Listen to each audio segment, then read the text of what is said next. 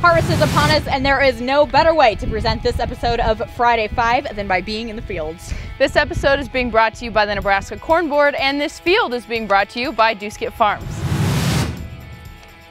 Starting off the countdown at number 5 is our social media story of the week. Some farmers are finding humor in unfortunate harvest circumstances.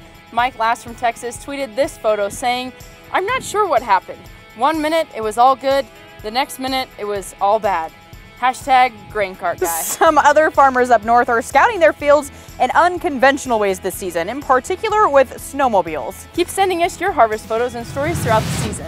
Number 4 on the countdown, more than 300 FFA students were recently granted FFA jackets, ties, and scarves from the Nebraska FFA Foundation.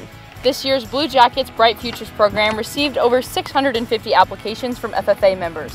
Through donations, the Nebraska FFA Foundation was able to donate 311 jackets. These donations come just before the 92nd National FFA Convention and Expo, which actually kicks off in 2 weeks.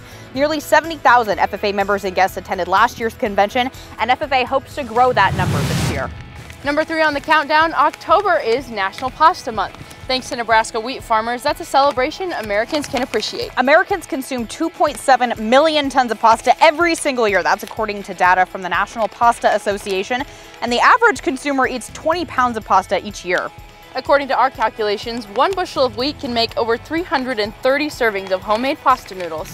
Number 2 on the countdown, legislation was recently introduced that seeks to curb suicide in farmers. The Seeding Rural Resilience Act was introduced last month and aims to offer ways to help farmers in rural America deal with stress. Iowa Senator Chuck Grassley says the legislation is receiving a lot of praise from farm and mental health organizations. Federal data shows the suicide rate is 45% higher in rural America than it is in urban areas. And number 1 this week, the Environmental Protection Agency released its plan to change the Renewable Fuels standard regarding small refinery exemptions. Biofuels groups charge the proposal provides a loophole, as the EPA has previously ignored similar Energy Department recommendations. Meanwhile, the American Petroleum Institute says the proposal includes, quote, misguided reallocation of volumes that will punish oil companies to comply with the RFS. The EPA says the notice does not change the proposed volumes for 2020 and 2021. Instead, it proposes and seeks comment on adjustments to the way annual renewable fuel percentages are calculated. The EPA will hold a public forum on October 30th. That'll be it for this Dusket Farms edition of Friday 5, which is being brought to you by the Nebraska Corn Board. Happy harvest and have a great weekend. You already know that choosing clean-burning American ethanol blends at the pump can reduce risk to human health. Well, during October, choosing blends of unleaded 88 all the way to E85 can actually help fuel a cure for breast cancer.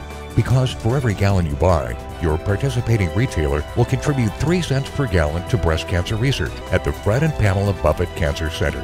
Visit fuelthecure.pink to find a participating American ethanol retailer near you. That's fuelthecure.pink.